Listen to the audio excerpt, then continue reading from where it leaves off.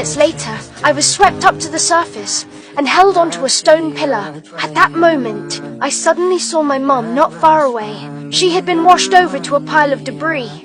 After I called out to her again and again, she finally woke up. We swam toward each other at the same time and held each other tightly. Never do that to me again, Mom. Mom. Never do that to me again, Mom. We have to find something. Then, we both grabbed onto a fallen coconut tree, floating together on the surface of the sea. All around us was nothing but water, and the wreckage destroyed by the waves. After resting for a while, Mom took me to look for a safe place. I walked behind her, and to my horror, I saw that her lower leg had been seriously injured.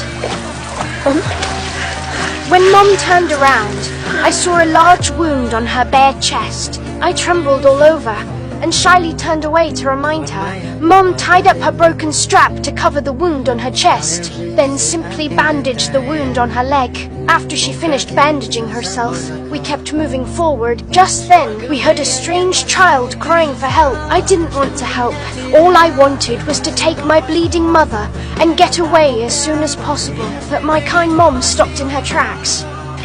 What if that boy was Simon or Thomas? What if they needed help? You'd want someone to help them, wouldn't you? Simon and Thomas are dead!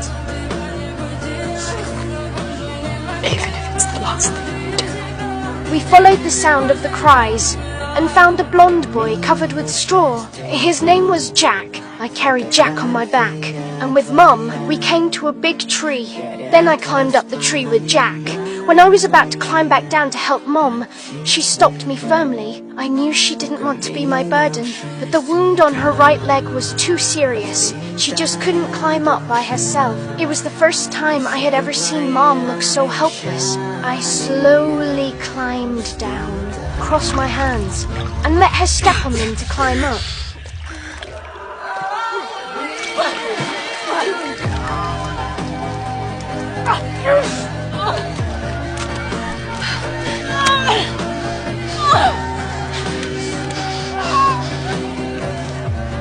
With my efforts, Mom finally managed to climb up. From the top of the tree, I looked out. What used to be a beautiful island had turned into a massive graveyard of the apocalypse. We stayed in that tree for who knows